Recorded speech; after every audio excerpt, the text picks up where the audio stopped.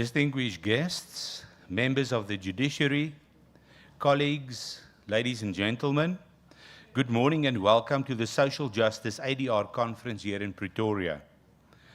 It is both a privilege and a significant moment for us to gather as close to 300 professionals committed to advancing alternative dispute resolution in South Africa.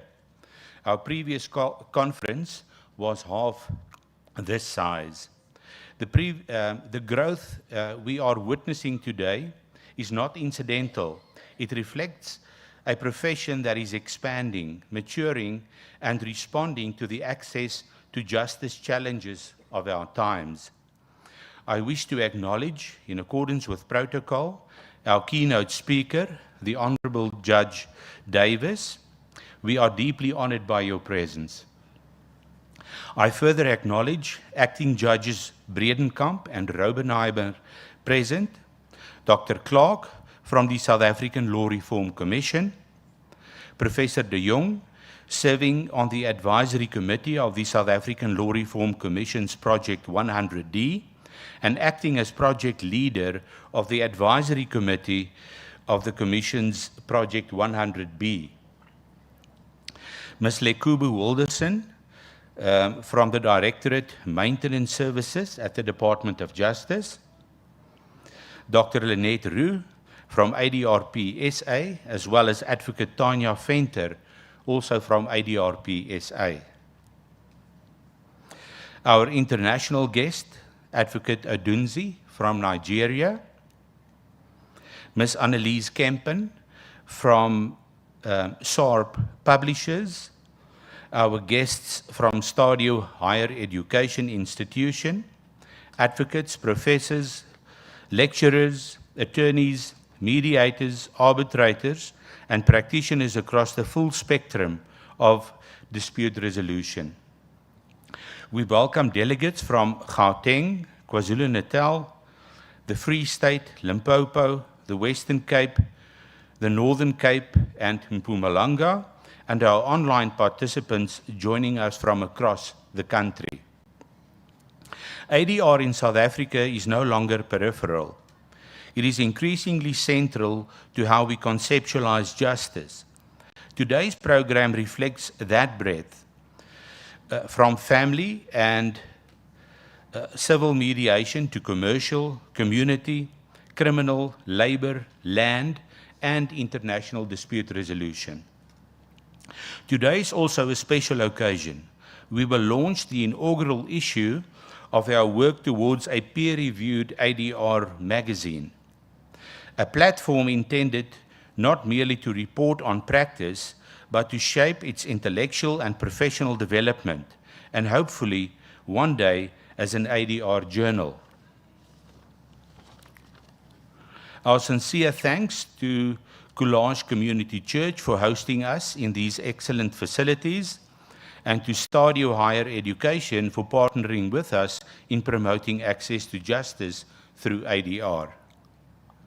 Ladies and gentlemen, before we proceed, a few practical arrangements for the day. Restrooms, the ladies' and gentlemen's facilities are clearly marked and located in the far corners on both sides of this auditorium. Smoking, this is a non-smoking venue. Smoking is permitted only in the designated outdoor smoking area on the tarmac in the parking area. Tea and lunch.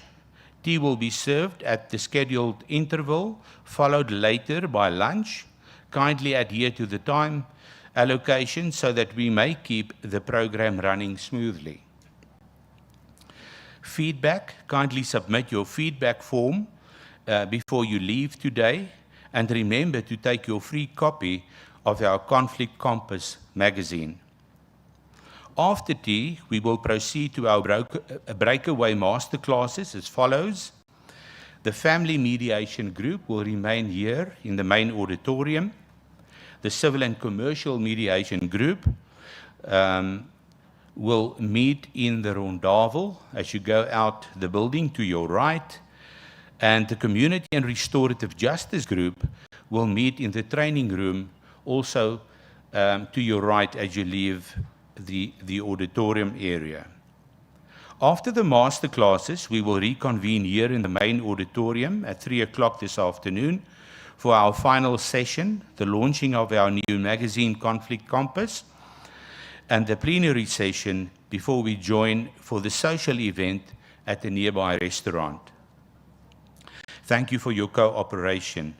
Without further ado, it is my honor to introduce our keynote speaker, the Honorable Judge Davis, to address the conference. Ladies and gentlemen, it is a great honor to introduce our keynote speaker this morning, the Honorable Judge Norman Davis, Acting Deputy Judge President of the Gauteng Division of the High Court of South Africa. Judge Davis holds a BCom, an LLB from the University of Pretoria, and an LLM from the University of South Africa. Before his appointment to the bench in 2018, he practiced as an advocate of the High Court from 1990 and was appointed senior counsel in 2006. He also served the profession with distinction as a member and later chairperson of the Pretoria Bar Council.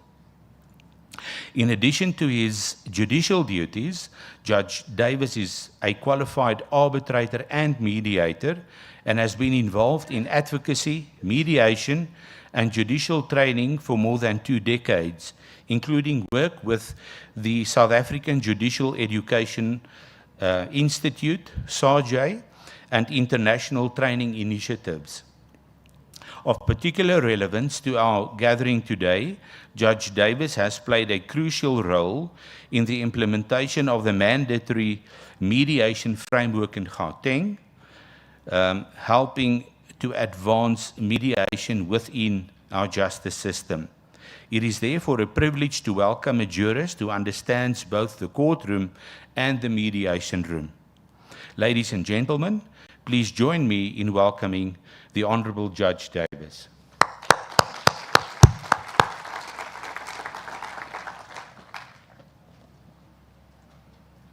Well, thank you, Laurie. Now I know again a bit more about myself. The point, though, I'll just get this into slideshow. The point, though, is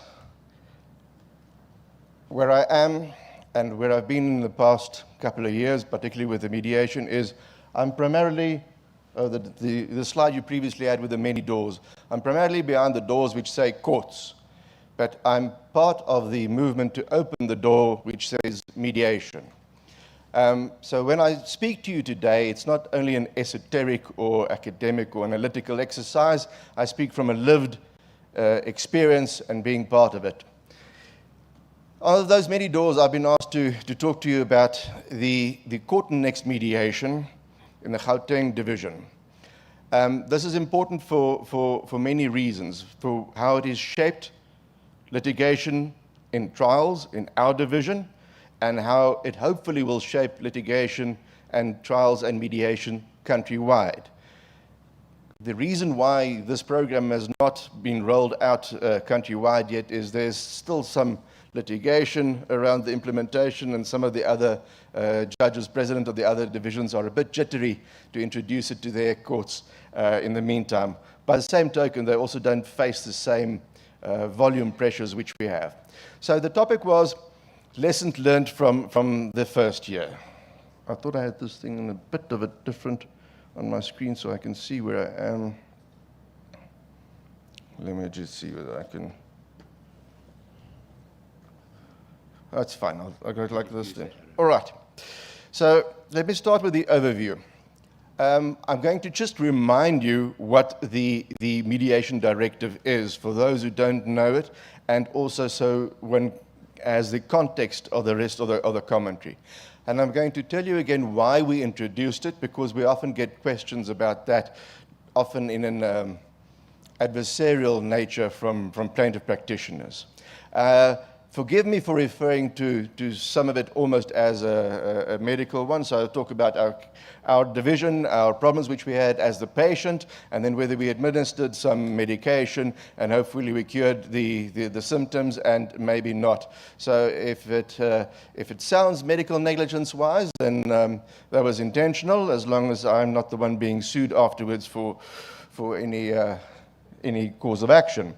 And then, was it successful? That's actually the question. But I changed that to say, was or is it successful? Because we believe it's an ongoing project here to stay. And then I'll deal with the relief of the symptoms and whether there are side effects. And insofar as we must concede that there are side effects which are somewhat negative, what is the reason for that? So that's the overview of my presentation. Right, so let me remind you what the Mediation Directive is. The Mediation Directive is a directive dealing with trials in our division, both the Johannesburg and the Pretoria division. But I think I put a disclaimer on later on to say, but mostly what I talk about is the Pretoria division, because, and I say this very tongue-in-cheek about my Joburg colleagues, they have half the volume, but they complain double the extent. But be that as it may, so Joburg division actually has fewer problems because of lesser numbers, and it generally impacts on South Africa, on Pretoria. To interrupt myself, so 60% of the civil litigation in the country is done in Gauteng. And of that 60%, we do 60 and Joburg 40 or less. So the directive, the mediation directive, was primarily aimed at civil trials. And what it firstly did, and that's why practitioners were quite upset, as of April last year, effective immediately, it scrapped, to a larger or lesser extent, depending on the transformation period, civil trials already allocated dates in 2025 and 26 and 27 and thereafter. And I'll get to the thereafter just now. Together with the directive was the protocol. And I see Michiel Bouwer is also here. He's been very a pillar of strength in the crafting of the protocol after many collaborative meetings which we had with stakeholders. And the protocol was designed to be a mechanism whereby Rule 41A is made to work. Because 41A, as you all know, has been on the books since March 2020. But it's been almost, prior to the directive, honored in its perfunctory compliance therewith. Parties would file notices and ignore them, and nothing would happen. The mediation directive made all of those processes contemplated in 41A mandatory, which means we can't force you to get to a mediated solution, but we want to force you to attempt to do so. And that's the principle of the mediation. Of very much importance for all mediators, and you here present, and you can see at the bottom of SGA, an RMO. So the protocol also has a list of recognized mediation organizations. We recognize that the profession is not yet fully regulated by statute, and there's no formal national accreditation, but it is generally accepted that some mediation organizations are generally accepted as of a certain standard. They are recognized as mediation organizations, and we have certain requirements in the protocol for both the organizations and the mediators. And the protocol has a list of that. There are currently at my door 3 at least knocking on it, clamoring to get onto that list.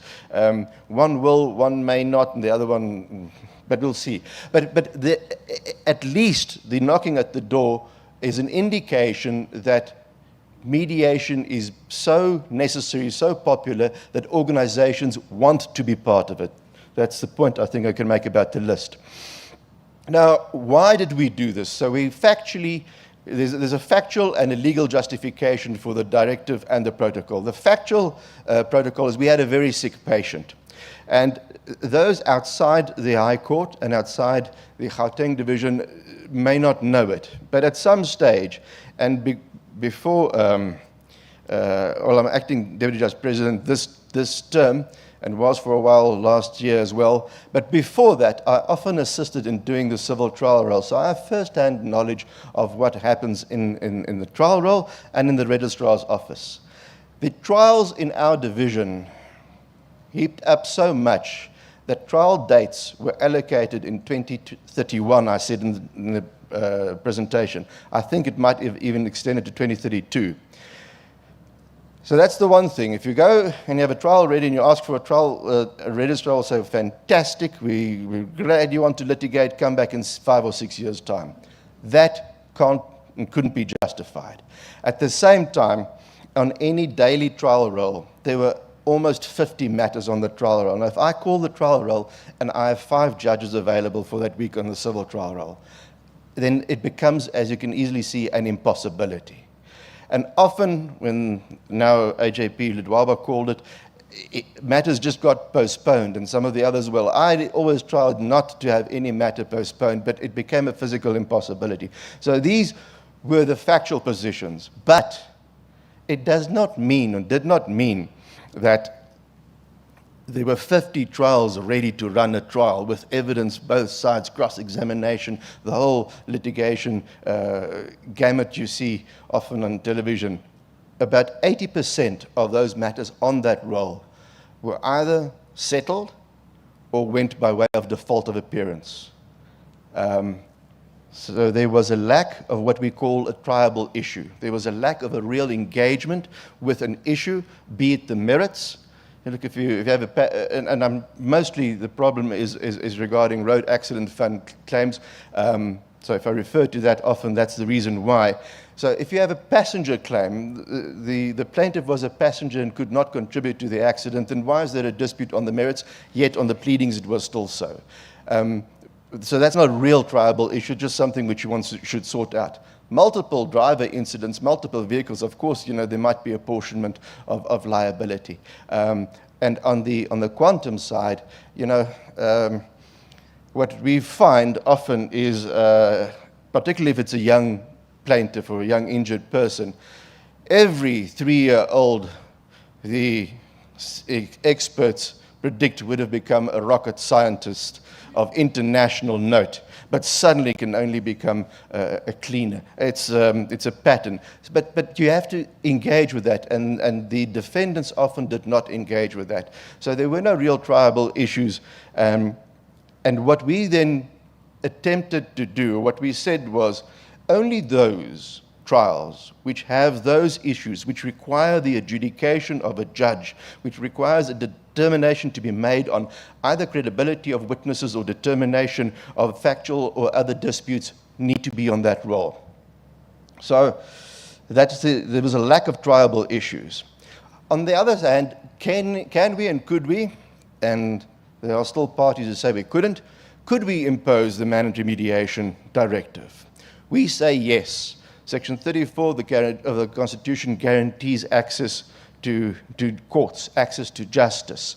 These others who were just there to clog the rolls, every one of those who weren't meritoriously on the trial roll prevented the others who wanted to exercise their Section 34 rights of their spot. And I think that's a sentence almost used in a judgment I saw from an acting judge yesterday, which says, everyone who shouldn't be there takes away the spot of everyone else who may legitimately be there. So that's the first legal justification.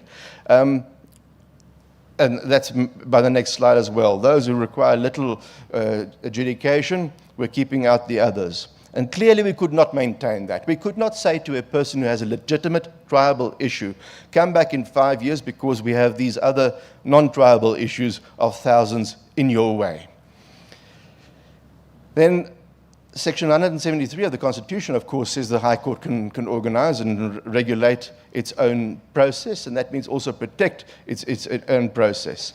And then Following from that, in the subsidiary legislation in the Superior Courts Act, then every judge president can organize and maintain and regulate the process in his own court. So we had the factual situation of the sick patient, and we had the legal justification that we may take steps to cure or attempt to cure that sick patient. So that was the basis for the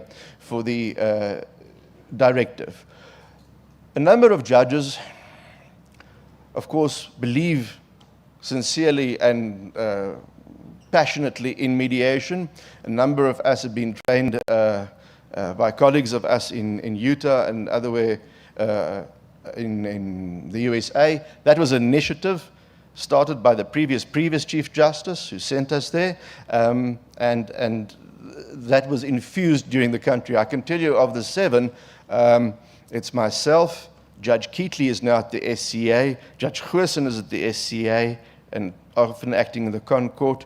There are 2 other judges president in KZN and in Western Cape who are part of the group.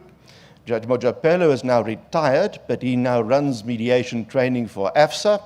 And then our current AJP in our division, Judge Ledwaba, those made up the 7. So they are influential and spread out in the country, and we hope that this will roll out in the country. What informed us to choose mediation, of course, not only our own passionate belief therein, but also successes which we saw otherwise. The justification, otherwise, as part of the mediation bill, which is, of course, coming and which has been long awaited. I mentioned the long-awaited, talking to the next speaker as well. And also we saw other experiences. The experiences initially were other mediation pilot projects run by the RAF, and better look at Namibia, which is one of our closest neighbors with a mandatory mediation project. I put up on the slide there, and I understand this will also be in the publication, I don't have the figures for the next year. So the figures there were the figures for the year 22-23. And I don't know how Namibia got those figures, because it's difficult if you have a litigation which you don't have insight into every case to say, well, of the 611 High Court cases, so many mediated, that report you can get, but the saving is difficult to quantify. But even if we take this as a generalization, and again, I don't know how they calculated the court days, so it might not be empirically correct, but the principle is so that every mediation, we believe, saves time, saves costs, and has all the other benefits to it. And if we translate that, because if you have a look at the Namibian figures there, they had 611 mediations. I think it was about 10 or 20% of their matters. So they had in the High Court in that year 6,000 trials. Let me just show you our trials. I think it is in the next slide. Yes. Well, not yet. Let me stay with mediation there. So if they have 6,000 trials for the year, we sometimes have 6,000 trials, well, on the previous dispensation, set down per term. If you take the figures I mentioned earlier of 50 per day, that's 250 trials in a week. In a 10-week term, it's 2,500 trials in a term. It's 10,000 trials in one division in a year. But was the treatment successful? Because I've given you the background. We've implemented the directive. We said we've taken away your trial dates. You must do the following. You must go through the mediation protocol and attempt mediation. What was the result of that? The trial roll has been cleared. From a case management perspective, the symptoms were therefore relieved. The only matters which now feature on the trial roll are non-RAF matters, like trials between corporates, between individuals, commercial matters, construction matters, claims against the MEC for health often, claims against PRASA, and some RAF trials which really have triable issues. And if you say, but what are the examples of a triable issue in the RAF? And I put in there one of them, fraudulent claims. And this we saw from our interaction with the RAF as well. So the plaintiff sues the RAF, and the RAF says, I don't want to mediate. I can't mediate because your claim is a fraudulent claim. We have a forensic department, we've checked it, it's a fraudulent claim. These claims, fraudulent claims, are getting less and less, but sometimes you get not necessarily fraudulent claims, but inadvertent duplicate claims. The disgruntled plaintiff is unhappy with his current attorney and goes to a new attorney, but doesn't tell the first attorney. The first attorney settles with the RAF, looks for the plaintiff, can't find the plaintiff. Meanwhile, the plaintiff comes to court and says, here's my second claim, and I want you to mediate. And the RAF says, but we've already settled this claim.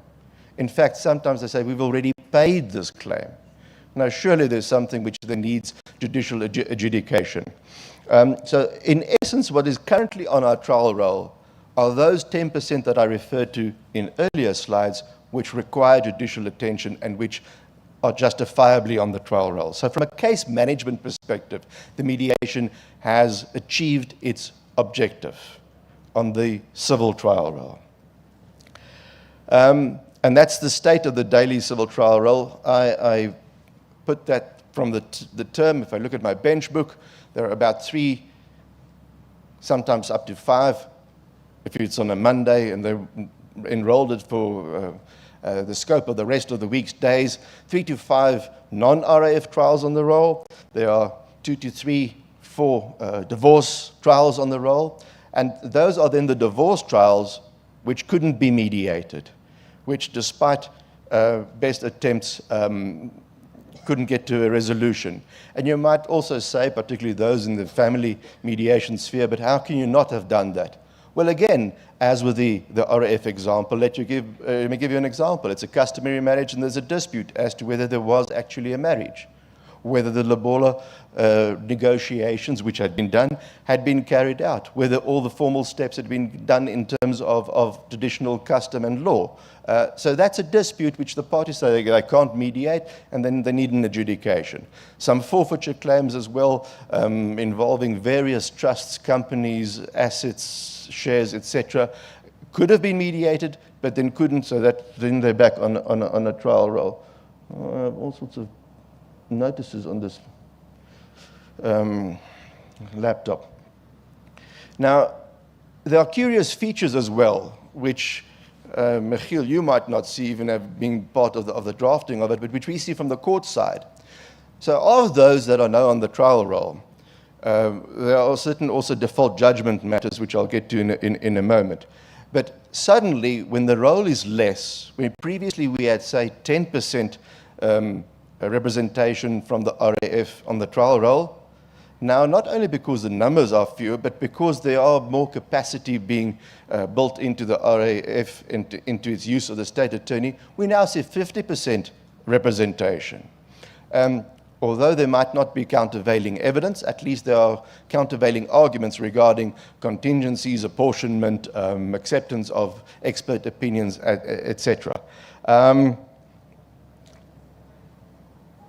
The last point on this slide is another proof of the fact that the implementation of mediation was successful.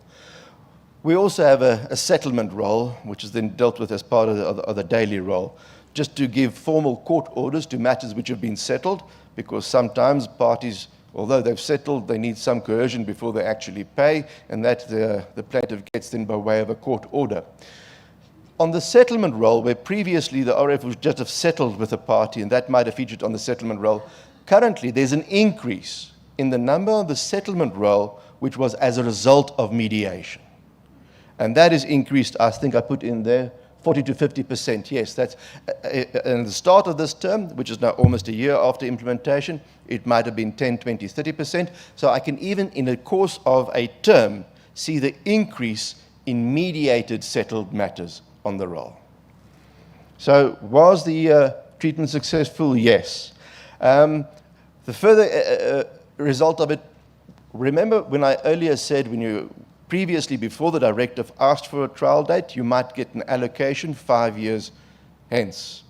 Now, if you come to me and you say matters trial ready and you need an urgent date, preferential date, I'll give you one in the next term. If it's a regular one, which I certify, or even after a mediator's report and you go to the registrar, you'll get a trial date in the next term or thereafter. So 5 years have gone down to 6 years in lead time. Indirect successes for the mediation fraternity, the increase in mediators, the increase in training. I see daily advertisements of various RMOs with almost an increased speed and passion and momentum in the number of trainings for mediators generally, and also for RAF's matters. I've at various fora last year indicated that the directive is not only for the court and for the purposes I've now mentioned, but is also an opportunity for practitioners to broaden their skills and become mediators, particularly those who were just previously attorneys or counsel in an adversarial environment to become mediators. And there's a transformative element therein as well, in race and gender and age in new mediators. And I see that as well. And I sit also as mediation umpire, so I do nominations and allocate appointments of mediators where the parties can't agree on a mediator. And the lists that I have, and the variation, and the transformation, one can say, in those lists are visible. And that's another benefit which is outside of court, but which I see as a benefit resultant from the directive and the protocol. This is the interjection about default judgment as well. So plaintiff attorneys were very much concerned that they've lost their date. They had a date, and they waited 5 years, and now they get very close to that date. And here comes Davis, Sutherland, Ledwaba, and the now current DCJ, and he says, well, we'll scrap your date. You can't come to court anymore. You have to mediate. And then they were very upset.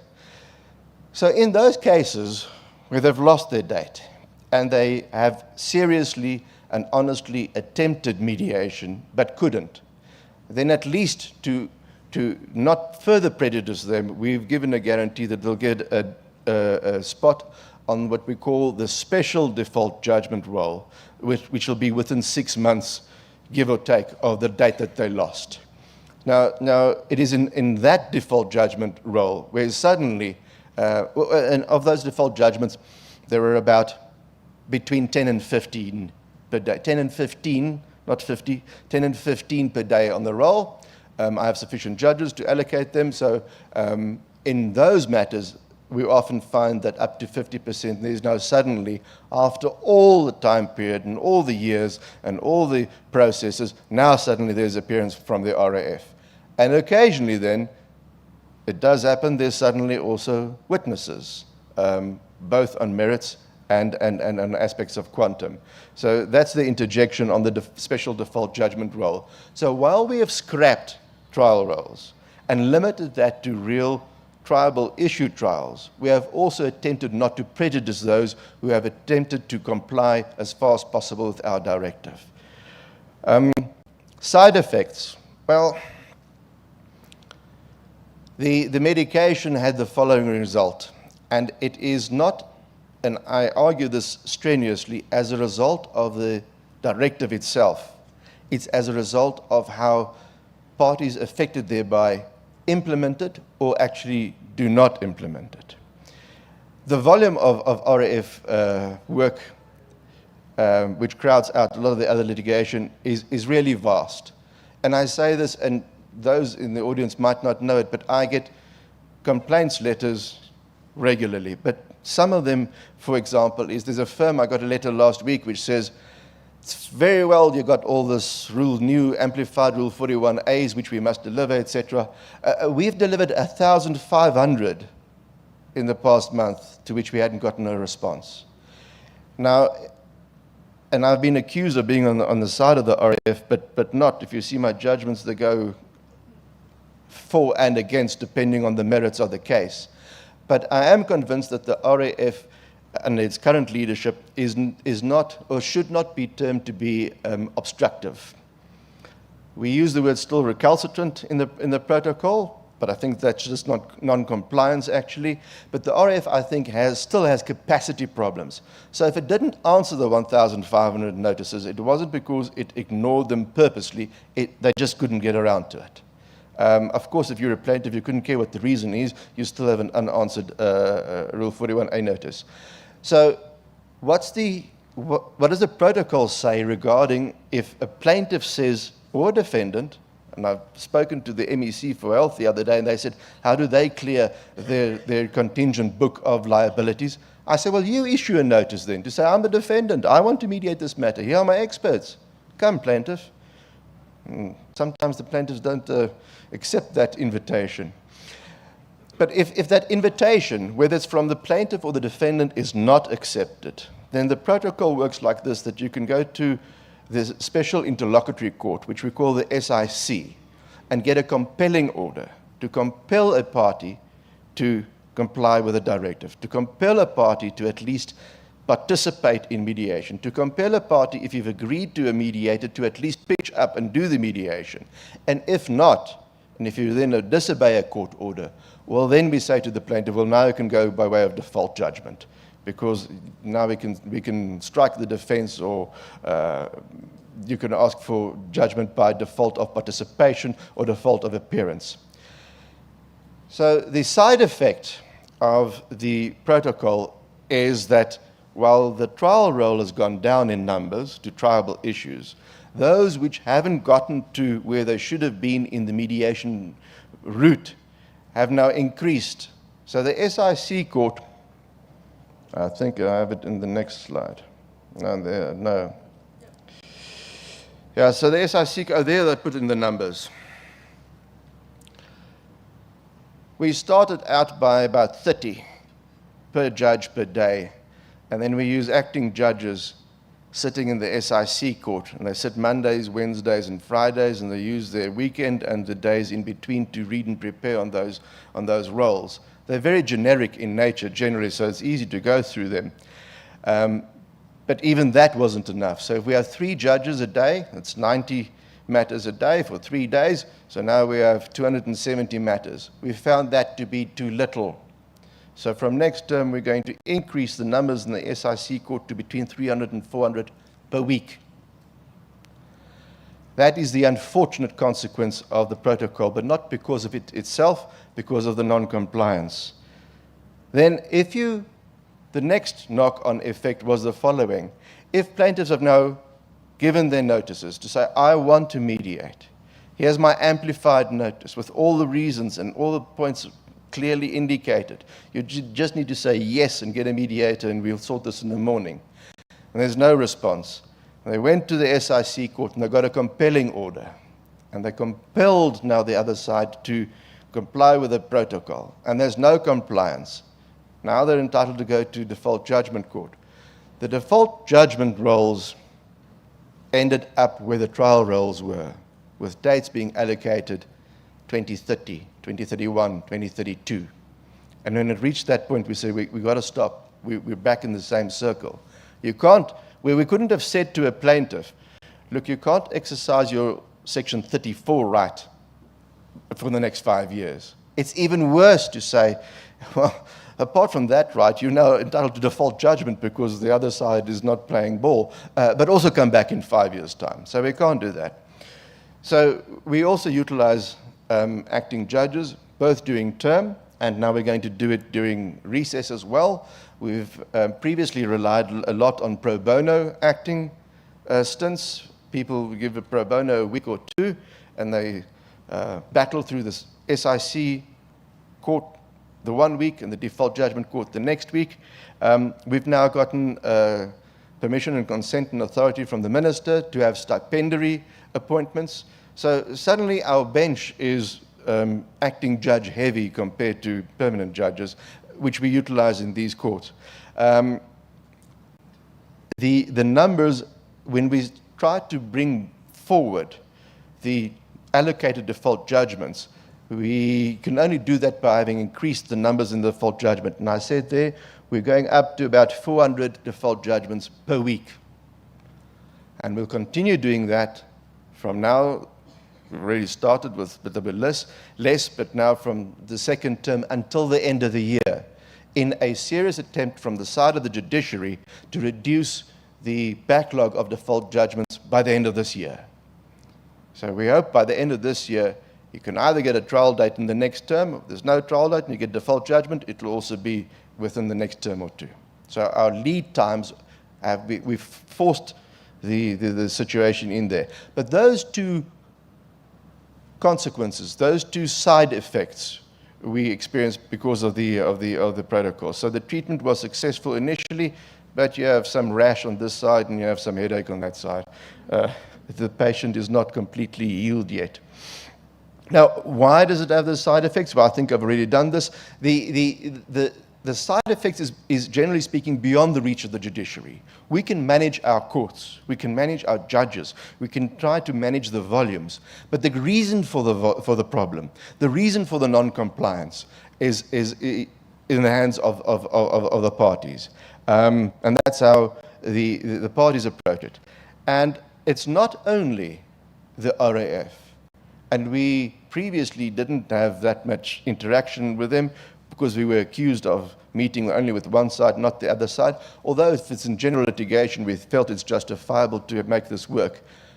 We often get complaints, for example, from defendants in personal injury matters, whether it's the RAF, whether it is PRASA, whether it is the MEC for Health, whether it's the Minister for Health, to say, we've issued our notice, we haven't gotten a response. Or we've issued our notice and gotten a response, we couldn't agree on a mediator. Or we've issued our notice, we've gotten a response, we couldn't agree on a mediator, and you, Norman Davis, gave us mediator X. And now the plaintiff says, but I'm not ready. I've pushed you to this and so on, but I don't have my reports. I can't even tell you where to start mediating. I don't know what the quantum is. So we find that the practitioner participation in the mediation project from both sides cause the problem. Yes, the majority of the problems are on the defendant sides and are on the RAF sides, or on the F side, but that's the problem. Many practitioners still see this as a procedural hurdle, is what I said there. That is because the large firms, the large volume firms, see their litigation as a sausage machine, as a conveyor belt to fees and money. And I can say this because I know what they tax on their party and party bills, let alone what one can believe the 25% fees are. And you see the mode in which litigation is done, and so often, and it's a bugbear of mine, and I go through the roof every time, but they are changing because they can see what happens in my court. So often they even come to court and the plaintiff is still sitting in the Eastern Cape. The plaintiff might not even have known about the trial date. The plaintiff might find out about it the week after. The plaintiff is used often as a mechanism to get to an end by practitioners, and they don't really engage with the plaintiff, which makes the restorative justice issue of mediation very difficult. If I say this is the trial, I'm not allowing your Rule 38.2 application to go by way of evidence, where's the plaintiff? Then that's the answer. These days, it's another plaintiff sitting in the back of the court. It's fantastic there. But the same difficulty, because I can enforce it in my court, is difficult to enforce in mediation. I get reports from mediators saying X, Y, Z happened, and so on. I said, well, and what did the plaintiff say? He says, no, the plaintiff wasn't there. I know it's astounding for mediators to hear that, but that happens. So the side effects is beyond the reach of the judiciary and is in the hands of practitioners, parties, and mediators. And I just expand on this in the next slide. All mediators believe in the benefit thereof. It's a fallacy to think all practitioners believe the same. So movements in conferences like this serves to underline that. But there's a huge education purpose which still needs to be done to those who aren't mediators, who aren't members of RMOs, who haven't gone through mediation. Well, I've just referred to the list that I get. I think I've mentioned all that. My point I'm getting at the end of this, I can tell you about the mediation experience, how it worked in our court, how it goes a year on, but the ball is still in your hands and not in mine or my colleagues, to a large extent. So in conclusion, the short answer is yes, the Mandatory Mediation Directive and the protocol have been hugely successful in a case management point of view. And the success, we say, is clear from the empirical figures and statistics I've mentioned. The failures are beyond our reach or our capacity, and more in yours. I don't know, Laurie, how you wanted this, whether I should just say something and sit down, or whether, and end there where I say thank you, or whether there should be questions and answers as well, or whether we should do that during the course of the day.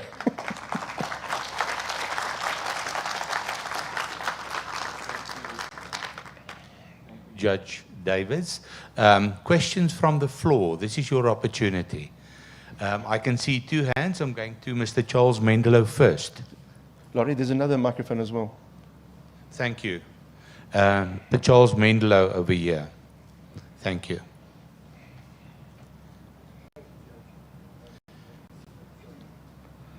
Activate.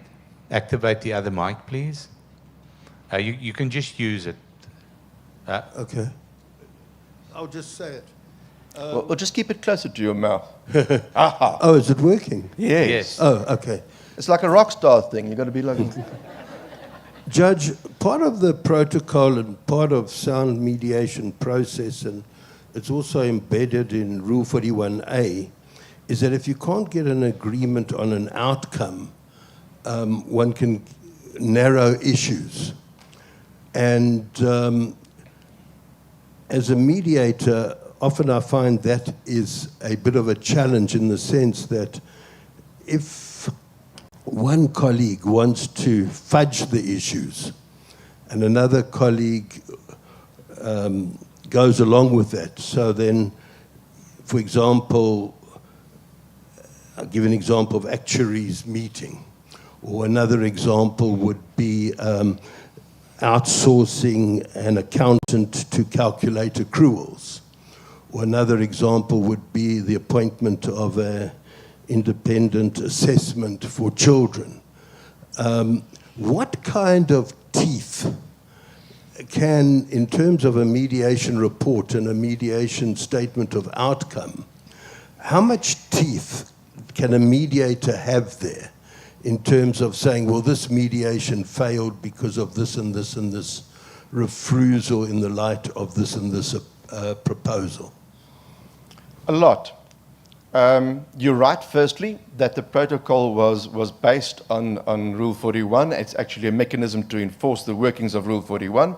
Unfortunately, a mediator can't force them to do the other exercise you did, but in the report, the mediator then mentions that, and that, of course, comes before the court and before either the registrar or myself when a matter is allocated. Often then, when there is a report like that, the plaintiff says, well, we couldn't mediate, give us a trial date.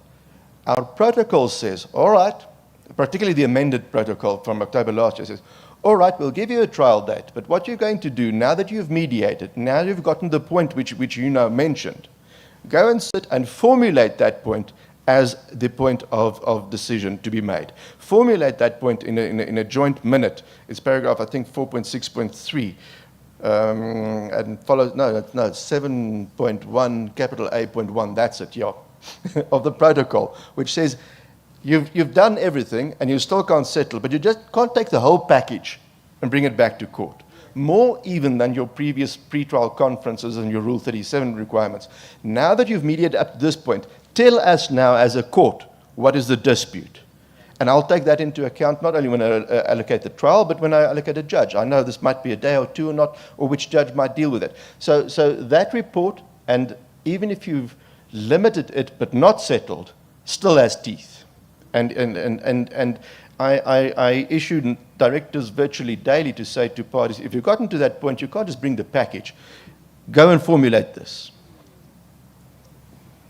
I hope that's the answer. I take that nod as a positive one, and I appreciate it. Thank you, Judge. Second question over there. Hi, Judge Davis. My name is Lemise Chilwin. I am a director of my own firm. So I have a question. I recently, it's actually my first divorce mediation since I started since I went into private practice. So the couple has, their divorce had been ongoing for 5.5 years, and at the third session, mediation session with me, we settled in principle, and this was at the end of last year. So then there were a few details that needed to be ironed out. So each party's legal representatives requested a final mediation session, which was the fourth one, in order to, iron out those, like the little things. And so it was 4 hours in duration, and we settled in principle. Everything had been ironed out. But then the plaintiff, who's the husband, he's basically been delaying signing the settlement agreement. He's making all sorts of excuses, knowing that the defendant, his wife, who's been represented by a candidate attorney, by the way, is suffering from dire financial constraints because the matrimonial property, immovable property, had been sold, and the monies have been held in trust, which was not an interest-bearing account. A property, I think the sale went through in July last year. So me as the mediator, I picked up on that. He also has an adverse cost order against him. And, his attorneys, they've been indulging him. And the attorney who represented him, so both attorneys were present at the mediations, except for the defendant's attorney at the first one. And you'll get to the question yes, now. Yes, no, so the question is, sorry, Yeah. I just wanted to give you some background. So the question I want to know from you is, from my understanding, the defendant's attorney would have to launch an application compelling him to sign the settlement agreement, because in principle it has been signed. He's deliberately doing this. It's a form of economic abuse, in my opinion. So this is the first time I heard about the special, the court that you mentioned. Special interlocutory court. So what remedy does, because the defendant knows in the situation. In the protocol, because I'm precluded, of course, from giving legal advice. Yes, of course. And not to be case specific. But in the Yes. protocol, we intentionally made it as wide as possible. So the compelling orders that one can seek there in enforcing the mediation project as a Yes. whole, the orders aren't limited to give me your Rule 40A response or give me your nomination for mediation. It is formulated so wide to say in any part of the mediation, if any party is recalcitrant in getting to a final mediation or getting to the implementation of it, it's difficult to say I'm going to force a party to settle. But if you say we have settled, the only thing we need is your signature, Yes, then that's that'll exactly fall what into that category. Okay, fantastic. Thank That's you a so much. frustration then of the mediation process, which has already been initiated Yes. by a party. That party can rightly be called, as in terms of the protocol, a recalcitrant party. No, he is, and he's acted malafide throughout the process. It was actually, as my first divorce mediation, it was so frustrating. Like I would want to finish a bottle of wine after dealing with this man. So, but thank you so much for your Thank you. answer. I offer, Over here.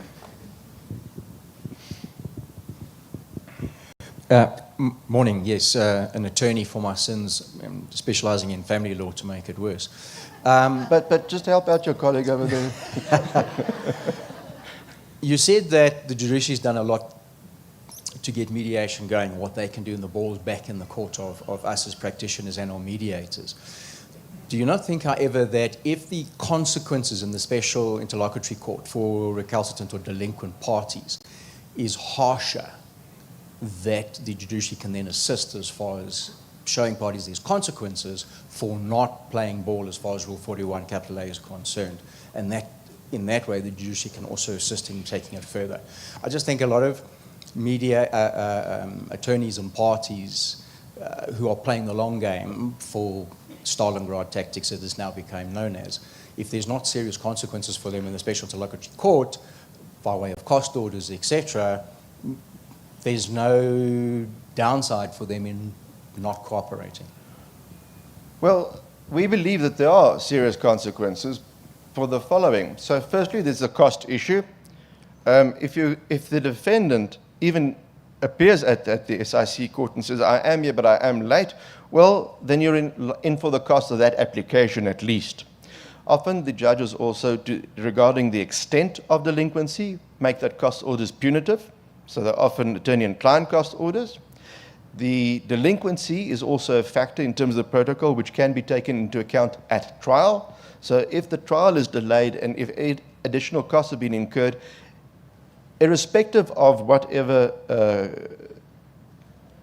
finding or order is made on the merits or the quantum, or the merits of the matter in total, which includes then the liability and quantum, in addition to the normal costs order, a court can also take into account the way in which a party litigated and participated in mediation proceedings and make adverse cost orders. That's both provided for in Rule 41A and in the protocol. But then the other more serious consequence, of course, if there is a compelling order and the delinquent party does not comply with it, then the other party then gets an automatic right to go to the default judgment court and ask for not only its main relief, but ask for, firstly, striking of the defense, or if it's the defendant, striking of the claim. So the harsh consequence, to use your words, we believe for a party who's non-compliant is you may lose your case just because you didn't play ball. You may lose your claim, you may lose your cause of action, you may lose your defense. And then the other consequences can also flow in the protocol, the judgment on the merits, including the quantum, judgment on costs, judgment on additional costs, and depending on what has happened, the compelling order is, of course, an order of court. So non-compliance amounts to contempt of court, and that's specifically also mentioned in the protocol. So if the chap were to then arrive at court after all this suddenly on the default judgment court and say, well, here I am, now suddenly I see I've gotten to the end of my Stalingrad, I want to do A, B, or C. A court might say, but you're in contempt. I'm not going to give you that opportunity, you've burned your bridges. Or I might allow you to cross the bridge, but because you're in contempt, there are these serious consequences which may or may not be suspended pending your compliance. So that is as far as we can go from a court's perspective, but I think those are harsh consequences. The default judgment court, of course, is just a manifestation of the harsh consequences because it means the defendant can't lead any defense. For example, in those 40 or 50% matters where I mentioned where the RAF now appears for the defendant, because they were in non-compliance and because the plaintiff is then entitled to a striking of their defense, what they can do is they can argue and they can test the plaintiff's case, but they can't resurrect their defense, which has been struck as a result of the delinquency. So now they can't lead evidence. They can't. There's no defense anymore. At best, they can test the plaintiff's case, which we're, of course, grateful for, because otherwise, as a judge, we have to sort of balance both, but we're not a litigant or a defendant. So the consequences are harsh. You can lose your cause of action, you can lose your defense, you can get a cost order, you can get a punitive cost order. Thank you, Judge Davis. Are we running out of time? Overtime? All right. Thank goodness.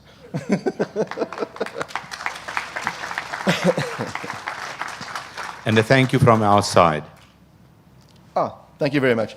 Thank you for your attention, and not only to listening, I express the sincere hope that I can thank you for your continued participation in mediation and court-annexed mediation in Gauteng and nationwide.